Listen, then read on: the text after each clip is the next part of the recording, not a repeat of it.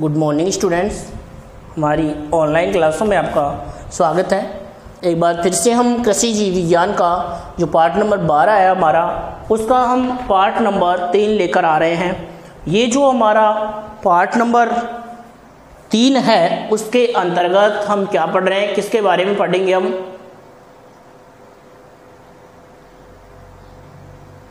Part number जो 3 है और हमारा जो पार्ट 12 है वो है मधुमक्खी पालन एवं कृषि में महत्व।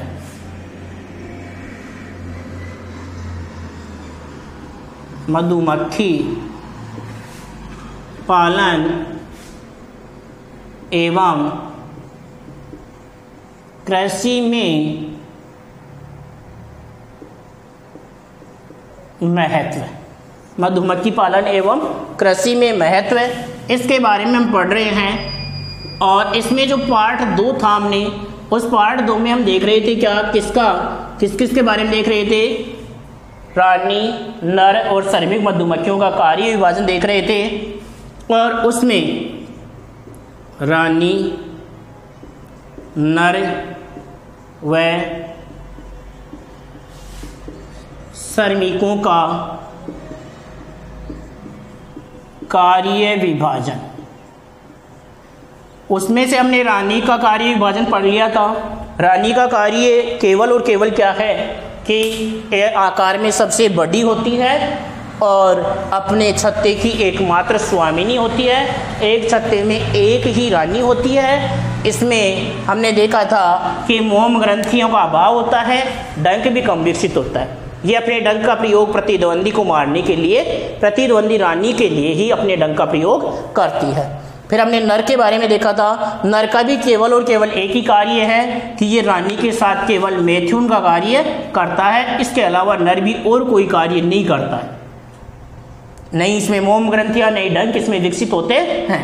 फिर उसके बाद में हम श्रमिकों के बारे में देख रहे हैं। तो ज़्यादातर जो भी कार्य हैं वो किसके हैं? श्रमिकों के हैं। जैसे छत्ते का निर्माण करना है, छत्ते की सुरक्षा करना है, रानी को लिए भोजन लाना है, अन्य जो है भोजन को इकट्ठा करना है, भोजन की खोज करना है, भोजन को लेकर आना है। ये सभी जो कार्य हैं वो किसके हैं? श्रमिकों के। तो हम श्रमिकों के बारे में पढ़ रहे थे, तो हमने पॉइंट डाल दिया था श्रमिकों के मुख्य कार्य। पॉइंट डाल लो, या नहीं डाला तो उस दिन लिखा था उससे आगे, श्रमिकों के मुख्य कार्य। श्रमिकों के मुख्य कार्य, देखो श्रमिकों के मुख्य कार्य में पहला है आसपास उपलब्ध स्थानों से मधु और परागकणों को लाना। मधु व परागकणों को लाना। आसपास के जो भी स्थान है वहां से मधु और परागकणों को इकट्ठा करना, और इकट्ठा करके कहां तक? छत्ते में लेकर, छत्ते तक लेकर आने का कार्य करना श्रमिकों का प्रमुख कार्य है। दूसरा कार्य देखें हम तो शत्रुओं से छत्ते की रक्षा करना। शत्रुओं से छत्ते की रक्षा करना, यह भी किसका कार्य है? श्रमिकों का कार्य है। तीसरा कार्य हम देखें तो छत्ते में शिशुओं को भोजन उपलब्ध कराना।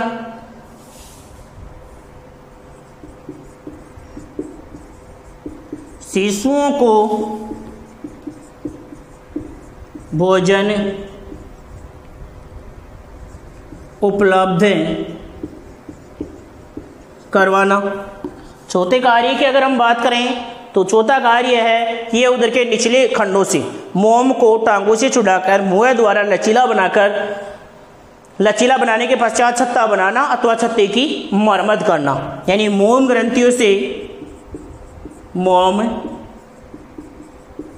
ग्रंथियों से मोम को टांगों द्वारा छुड़ाकर मुँह से चबाकर क्या करती हैं? छत्ते का निर्माण करना या छत्ते की मरम्मत करना, ये कार्य भी किसका है? मधुमक्खियों का कार्य है। फिर इसके बाद में अगर हम आगे देखें तो वो अलग कार्य है, पहले ये प्रमुख कार्य है, उसके बाद में हम देखें तो मधुमक्खियाँ जैसे भोजन के लिए दो प्रकार के दल बना लेती हैं। एक दल होता है जो भोजन खोजता है, एक दल होता है जो भोजन को लेकर आने वाला कार्य करता है। तो पहले हम यहाँ तक लिखेंगे मधुमक्खियों के प्रमुख कार्य या मुख्य कार्य निम्न हैं। उसमें सबसे पहला डालो नंबर 1 और लिखो आसपास उपलब्ध स्थानों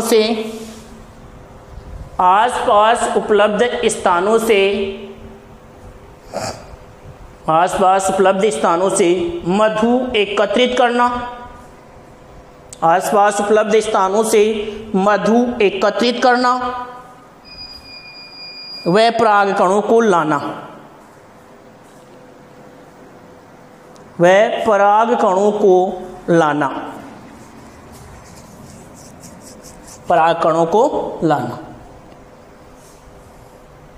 उपलब्ध स्थान से मधु व परागकणों को लाना।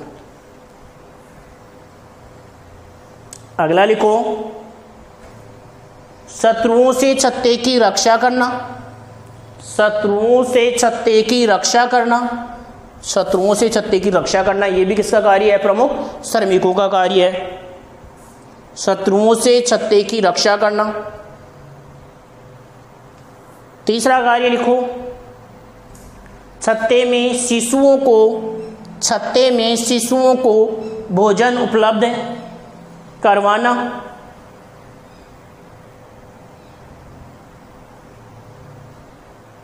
छत्ते में शिशुओं को भोजन उपलब्ध करवाना।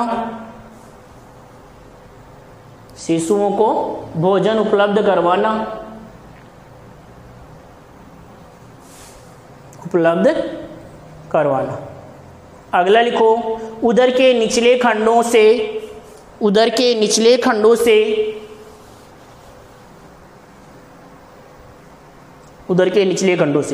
मोम को टांगों से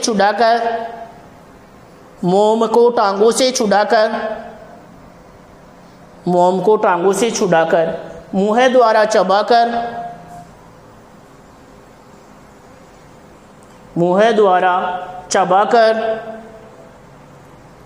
चबाकर लचीला बनाने के पश्चात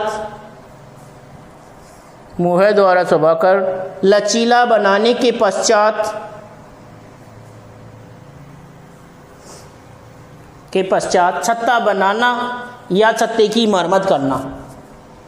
लचीला बनाकर छत्ता बनाना या छत्ते की मरम्मत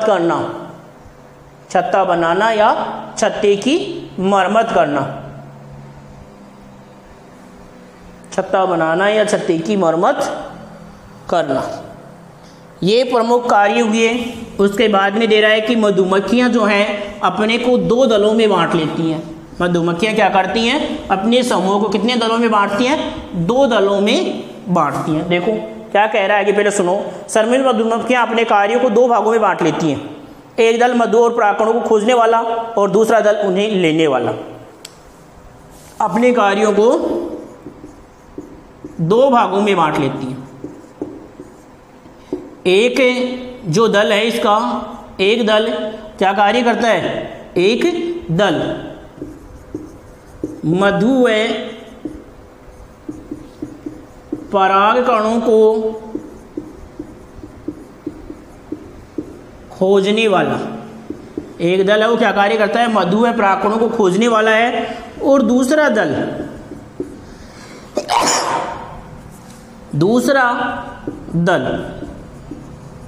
मधु व परागकणों को लाने वाला होता है। अब पहले दल के किसी सदस्य को जब मधु और परागकणों का पता चल जाता है, पहले दल को जब क्या करता है? मधु व परागकणों का पता लग जाता है तो वह अपने शरीर पर भोज्य सामग्री लगाकर सूर्य की दिशा को ध्यान में रखते हुए भोजन सामग्री शरीर पर लगाकर या चिपकाकर पुनः छत्ते की ओर लौटकर सूर्य की स्थिति को ध्यान में रखकर गोल गोल घूमती है। लगाकर क्या करती है? सूर्य की स्थिति को ध्यान में रखकर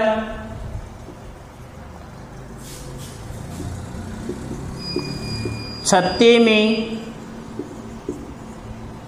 पहुंचकर क्या करती है? गोल गोल नृत्य करती है, जिसे वेगल नृत्य कहते हैं।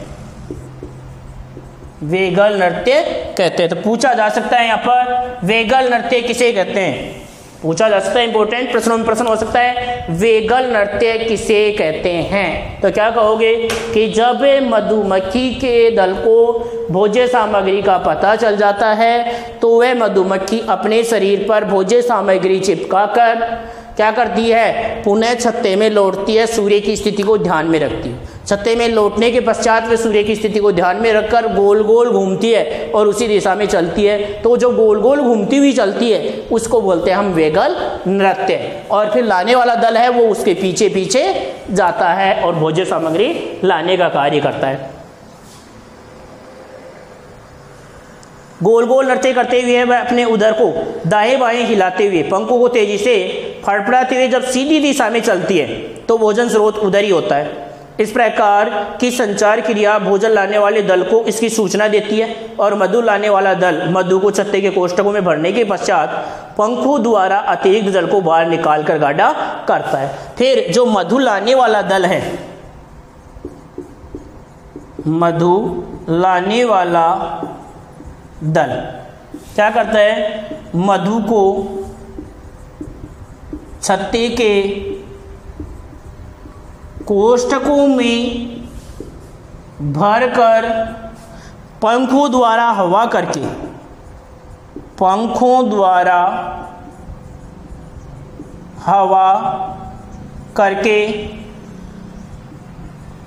अतिरिक्त जल को बाहर निकाल करके क्या करता है? वो हमारा जो भोजन था उसको गाढ़ा करने का कार्य करता है। तो यहाँ पर यह भी प्रश्न होता है कि मधुमक्खियाँ अपने जो मधु होता है या शहद होता है उसको गाढ़ा किस प्रकार से करती है? तो क्या कहोगे कि पंखों द्वारा हवा करके अतिरिक्त जल को बाहर निकाल करके, पंखों द्वारा हवा करके अतिरिक्त जल को बाहर निकाल करके वे क्या करती हैं? अपने मधु को गाढ़ा करने का कार्य करती हैं। फिर आगे इसमें बताया गया है शहद के बारे में कि शहद बलवर्धक होता है, प्रसन्नता प्रदान करने वाला होता है, मनुष्य को पसंद आने वाला पदार्थ माना गया है। पहले यहाँ तक हम लिखेंगे, उसके बाद में हम आगे पढ़ेंगे। पहले यहाँ तक क्या कहा कि मधुमक्खी के जो श्रमिक हैं उनको दो भागों में बांट दिया गया है। एक दल है मधु और परागकणों को खोजने वाला होता है, दूसरा दल मधु और परागकणों को लाने वाला होता है। मधु और परागकणों का पता चल जाने पर वे क्या करते हैं? अपने शरीर पर भोज्य सामग्री को लगाकर या लपेटकर या चिपकाकर सूर्य की स्थिति को ध्यान में रखते हुए छत्ते में आकर के क्या करती हैं? गोल गोल नृत्य करती हैं, जिसे वेगल नृत्य कहते हैं। जब ये गोल गोल नृत्य करती हुई अपने पंखों को फड़फड़ाकर एक सीधी दिशा में चलती हैं तो मधु लाने वाले दल को संकेत मिल जाता है कि मधु इस दिशा में है और वो उसके साथ जाकर वहाँ से मधु लेकर आते हैं। जब वो मधु और परागकण लाते हैं तो उन्हें क्या करते हैं? वो छत्ते के कोष्ठकों में भर देते हैं और कोष्ठकों के भरने के बाद में अपने पंखों से हवा करते हैं और हवा करके उससे अतिरिक्त जल को बाहर निकाल कर उसे क्या कर देते हैं? गाढ़ा कर देते हैं। तो यहाँ पर जो हमने पढ़ा उसमें दो प्रश्न आ रहे हैं। एक तो होता है वेगल नृत्य क्या है, एक तो प्रश्न बनता है हमारा क्या? वेगल नृत्य क्या है? तो क्या कहेंगे कि जब भोजन खोजने वाले दल को भोजन का पता लग जाता है तो वे मधुमक्खी अपने शरीर पर भोज्य सामग्री चिपका कर क्या करती है? सूर्य की स्थिति को ध्यान में रख करके छत्ते में आती है। छत्ते में आने के बाद में वो वहाँ पर क्या करती है? गोल गोल घूमकर नृत्य करती है, उसे हम वेगल नृत्य कहते हैं। और इस वेगल नृत्य के द्वारा क्या होता है? मधु लाने वाले दल को संकेत प्राप्त होता है। दूसरा आता है कि मधुमक्खियां अपने मधु को गाढ़ा कैसे करती हैं या शहद को गाढ़ा कैसे बनाती हैं। तो क्या कहोगे, अपने पंखों द्वारा हवा करके अतिरिक्त जल को बाहर निकाल करके मधुमक्खी क्या करती हैं, अपने शहद को गाढ़ा करने का कार्य करती हैं। सही।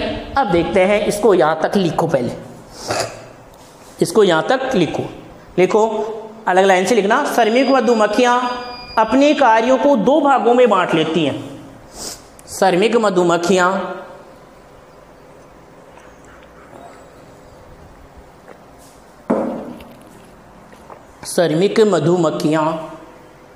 अपने कार्यों को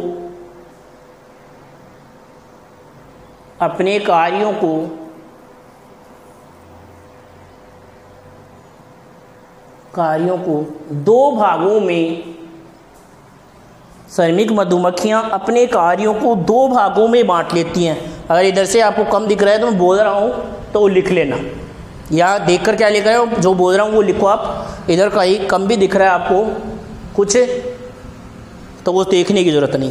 क्या लिखा, श्रमिक मधुमक्खियां अपने कार्य को दो भागों में बांट लेती हैं। फिर अलग लाइन में लिखो, पहला दल मधु व पराग खोजने वाला।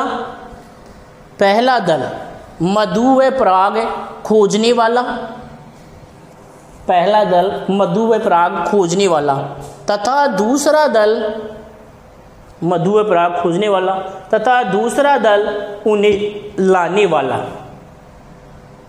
दूसरा दल लाने वाला, दूसरा दल उन्हें लाने वाला।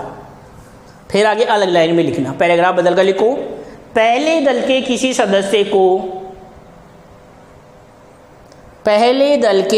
सदस्य को जब मधु व परागकणों का पता लग जाता है, पहले दल के किसी सदस्य को जब मधु व पहले दल के किसी सदस्य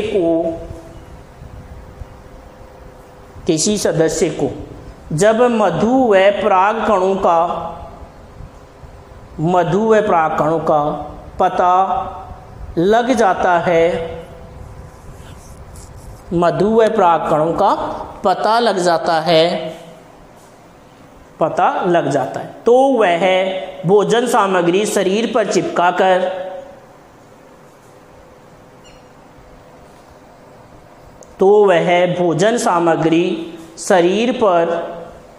चिपकाकर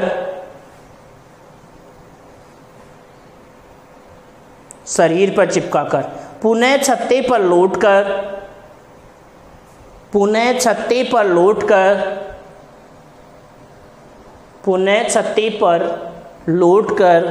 सूर्य की स्थिति को ध्यान में रखकर, पुनः छत्ते पर लौटकर सूर्य की स्थिति को ध्यान में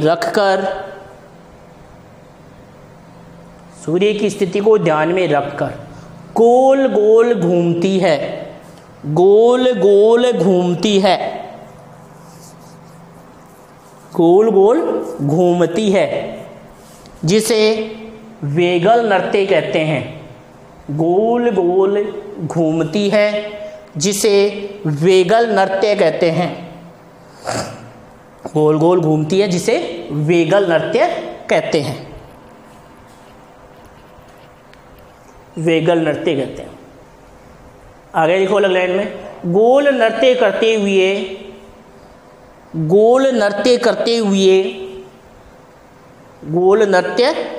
हुए वह अपने उदर को दाएं बाएं हिलाते हुए, गोल नृत्य करते हुए वह अपने उदर को दाएं बाएं हिलाते हुए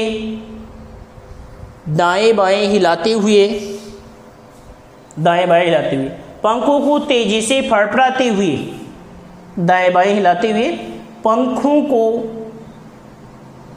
को तेजी से फड़फड़ाते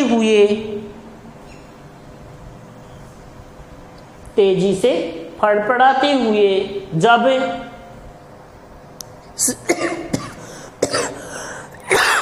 जब सीधी दिशा में चलती है, जब सीधी दिशा में चलती है, सीधी दिशा में चलती है, तो भोजन का स्रोत उधर ही होता है, तो भोजन का स्रोत उधर ही होता है, उधर ही होता है, उधर ही होता है। इस प्रकार की संचार क्रिया, इस प्रकार की संचार क्रिया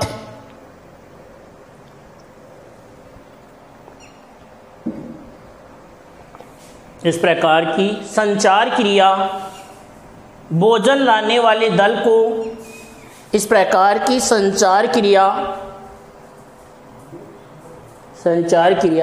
भोजन लाने वाले दल को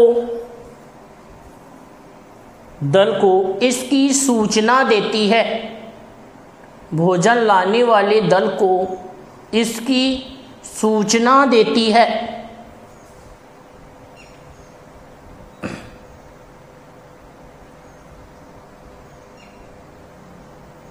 इसकी सूचना देती है। आगे अलग लाइन में लिखना, मधु लाने वाला दल,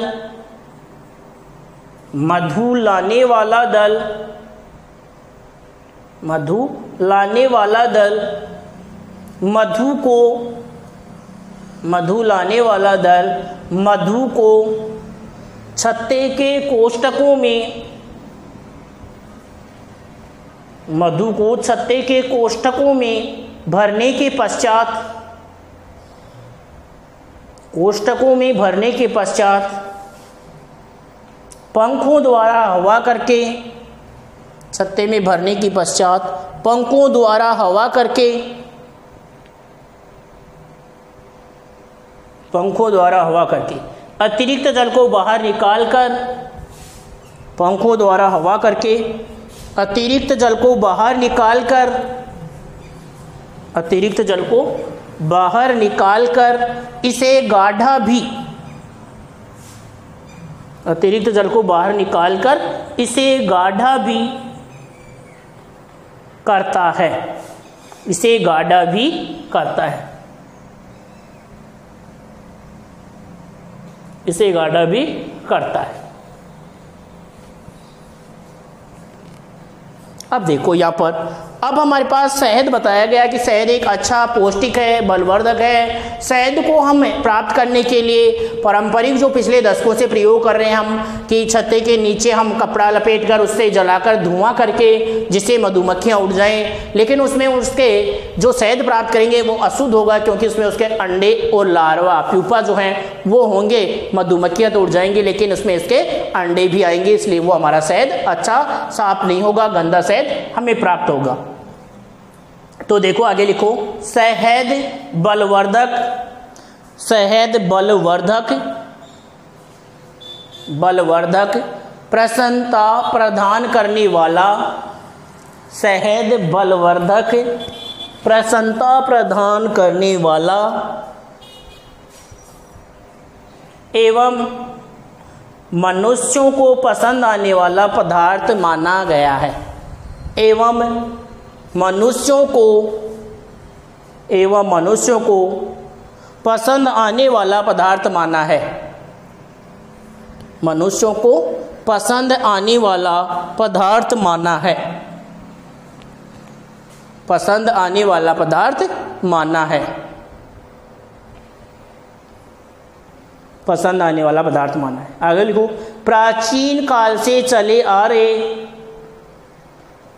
प्राचीन काल से चले आ रहे परंपरागत, प्राचीन काल से चले आ रहे परंपरागत तरीके से,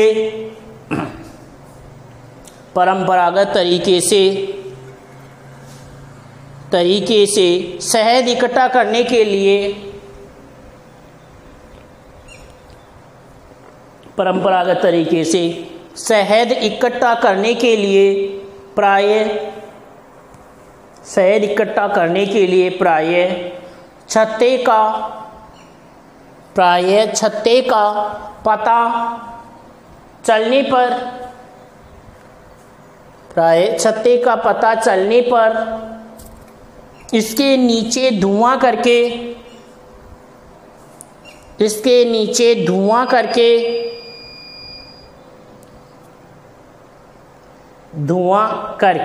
शरीर पर मोटा कपड़ा लपेटकर, इसके नीचे धुआं करके शरीर पर मोटा कपड़ा लपेटकर छत्ते को तोड़कर उससे शहद निकाल लेते हैं। शरीर पर मोटा कपड़ा लपेटकर छत्ते को तोड़कर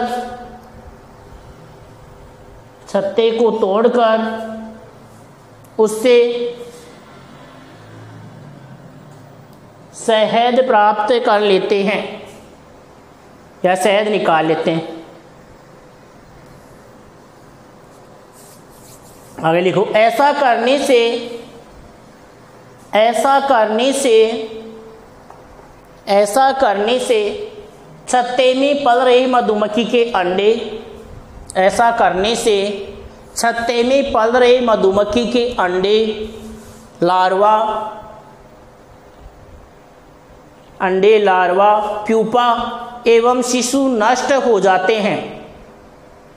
अंडे, लार्वा, प्यूपा एवं शिशु नष्ट हो जाते हैं।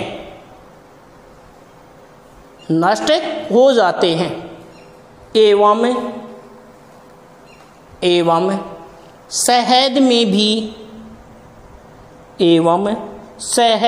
भी गंदगी आ जाती है। एवं शहद में भी गंदगी आ जाती है।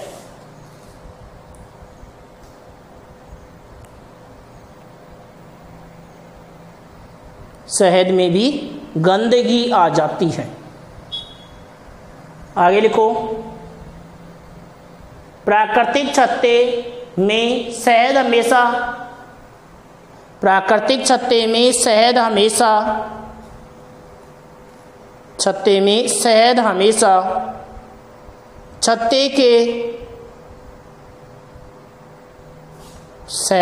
छत्ते के ऊपरी भाग में ही,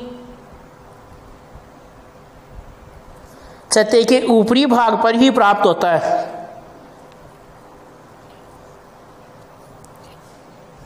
ऊपरी भाग पर ही प्राप्त होता है। अतः उसे चाकू से अलग करके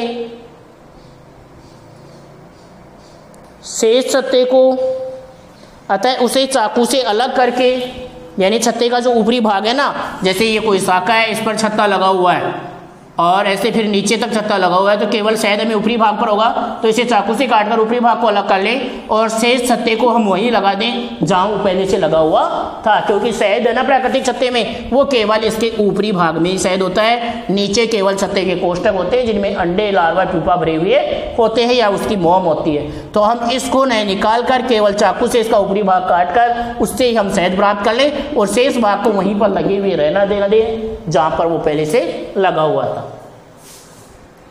अलग करके शेष छत्ते को जहां लगा हुआ है वहीं लगे रहना देना चाहिए। शेष छत्ते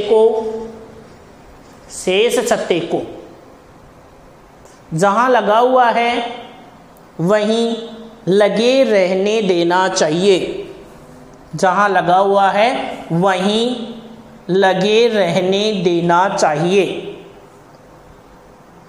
लगे रहने देना चाहिए।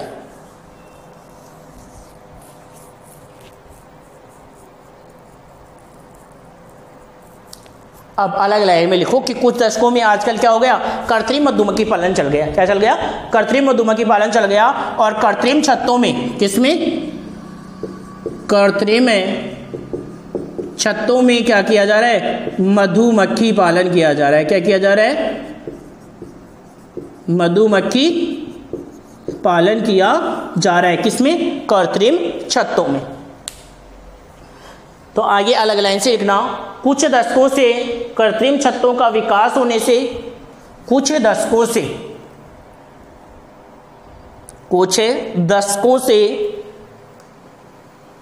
कृत्रिम छत्तों का, कुछ दशकों से कृत्रिम छतों का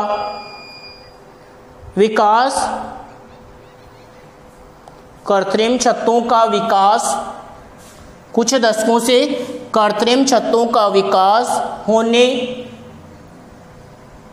दशकों से कृत्रिम छतों का विकास होने से आधुनिक मधुमक्खी पालन का विकास हुआ है।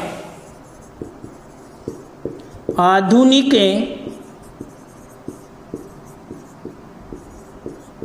मधुमक्खी पालन का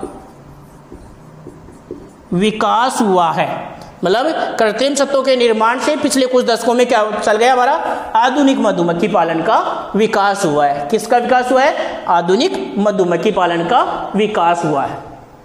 आगे लिखो, अतः राजस्थान के दक्षिणी पूर्वी एवं उत्तरी भागों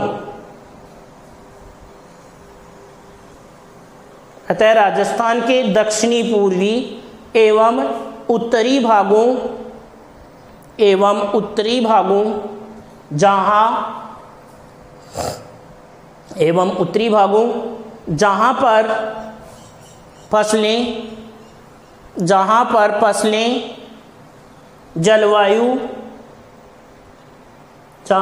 फसलें जलवायु एवं पेड़ पौधों का अनुकूलन है। जहाँ फसलें जलवायु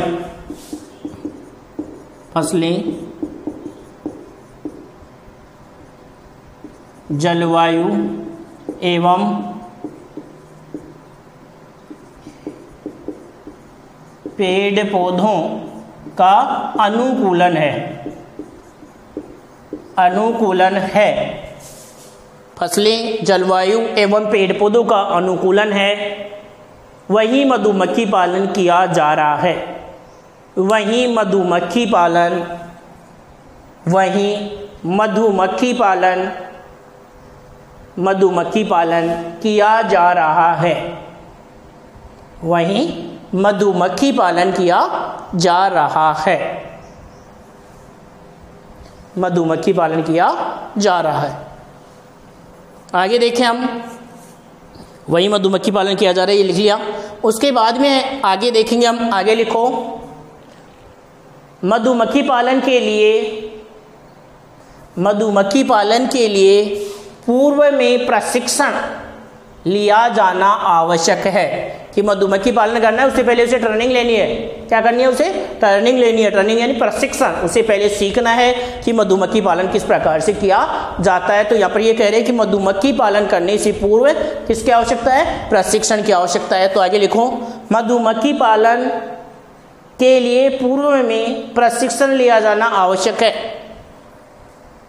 पूर्व में प्रशिक्षण लिया जाना आवश्यक है। पूर्व में प्रशिक्षण लिया जाना आवश्यक है।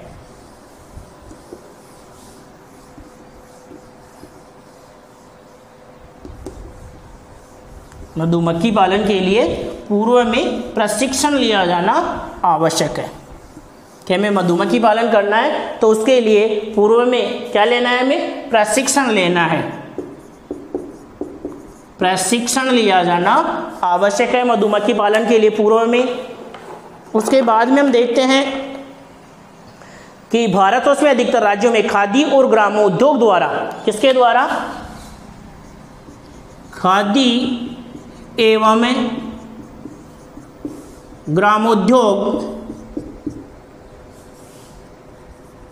ग्रामोद्योग द्वारा क्या चलाए जा रहे हैं? प्रशिक्षण केंद्र। क्या चलाए जा रहे हैं? प्रशिक्षण केंद्र चलाए जा रहे हैं। खादी एवं ग्रामोद्योग द्वारा प्रशिक्षण केंद्र चलाए जा रहे हैं। राजस्थान राज्य में इसका प्रशिक्षण केंद्र खादी ग्रामोद्योग विद्यालय राजस्थान खादी संघ द्वारा शिवदासपुरा जयपुर में स्थित है। राजस्थान में कहाँ पर स्थित है? शिवदासपुरा जयपुर। कहाँ पर स्थित है? शिवदासपुरा जयपुर में स्थित है। किसके द्वारा? खादी एवं ग्रामोद्योग द्वारा चलाया गया है। अखिल भारतीय समन्वित अनुसंधान परियोजना द्वारा कृषि अनुसंधान केंद्र कोटा भी, कौन? कृषि अनुसंधान केंद्र कोटा में भी, कृषि अनुसंधान केंद्र कोटा में भी किसका प्रशिक्षण दिया जाता है? मधुमक्खी पालन का। किसका प्रशिक्षण दिया जाता है? मधुमक्खी पालन का प्रशिक्षण दिया जाता है। तो आगे लिखो, भारतवर्ष के अधिकतर राज्यों में, भारतवर्ष के अधिकतर राज्यों में खादी एवं ग्रामोद्योग द्वारा, खादी एवं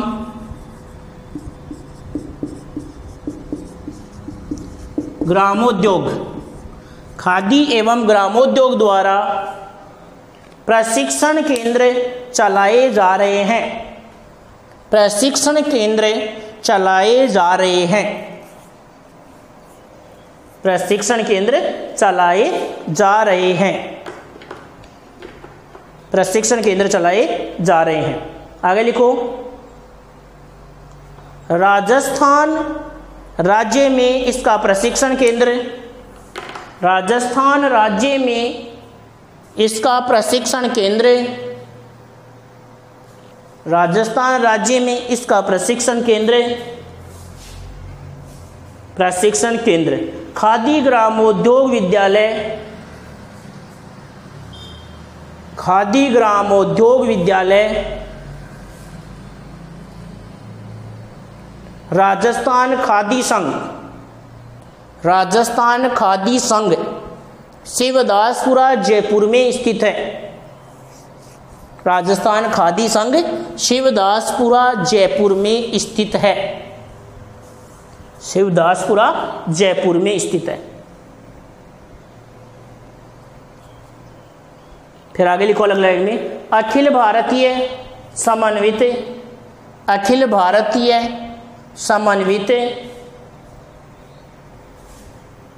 अखिल भारतीय समन्वित अनुसंधान परियोजना द्वारा, अनुसंधान परियोजना द्वारा,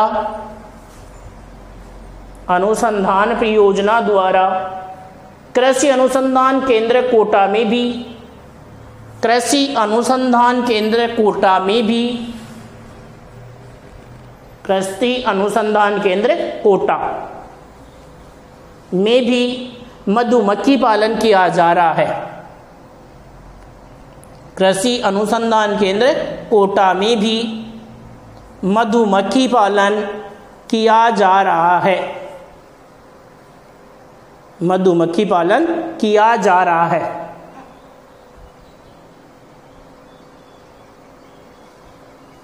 किया जा रहा है। आगे अलग लाइन में लिखो, उत्तर प्रदेश में इसका प्रशिक्षण केंद्र,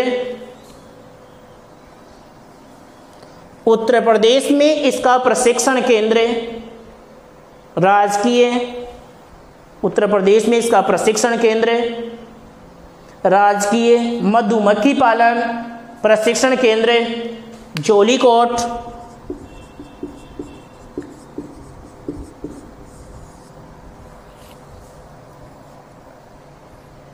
मधुमक्खी पालन प्रशिक्षण केंद्र जोलीकोट जिला नैनीताल, जोलीकोट जिला नैनीताल में स्थित है, जोलीकोट जिला नैनीताल में स्थित है।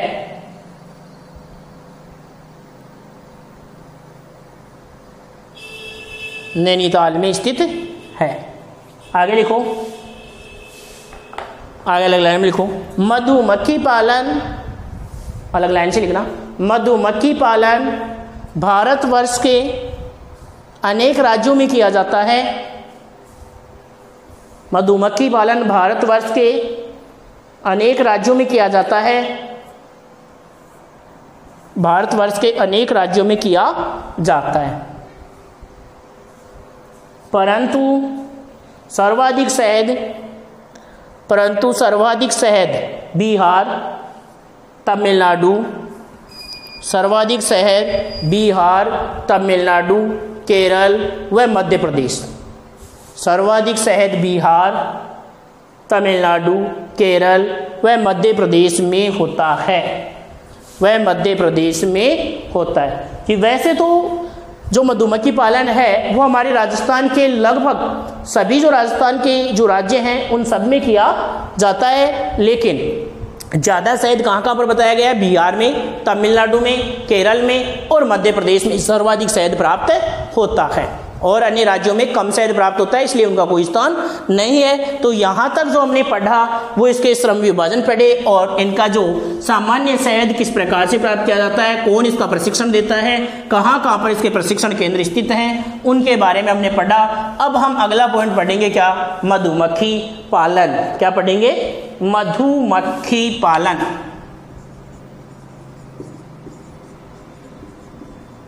मधुमक्खी पालन, ये जो मधुमक्खी पालन है वो हमारा अगला टॉपिक है, और इस मधुमक्खी पालन का जो टॉपिक है उसको हम पढ़ेंगे हमारी अगली क्लास में। आज के हम क्लास यही समाप्त करते हैं। आज की क्लास में हमने किसके बारे में पढ़ा? श्रमिकों के कार्य विभाजन के बारे में पढ़ा। किसके बारे में पढ़ा? श्रमिकों के कार्य विभाजन के बारे में, और श्रमिक किस प्रकार से शहद लाते हैं, किस प्रकार से वो वेगल नृत्य करते हैं, किस प्रकार से वो शहद को गाढ़ा करते हैं, और आधुनिक जो कृत्रिम शहद प्राप्त करने की जो विधि है, कृत्रिम जो मधुमक्खी पालन है उसके लिए जो प्रशिक्षण है वो कौन सी संस्थाएं प्रशिक्षण देती हैं, और किस प्रकार से कृत्रिम मधुमक्खी पालन किया जाता है, कहाँ कहाँ पर किया जा रहा है, और कहाँ कहाँ पर हम सर्वाधिक शहद प्राप्त करते हैं, इस सब के बारे में हमने आज की क्लास में देखा। अब हम अगली क्लास में देखेंगे मधुमक्खी पालन। आज की क्लास यही समाप्त करते हैं। जय हिंद, जय भारत।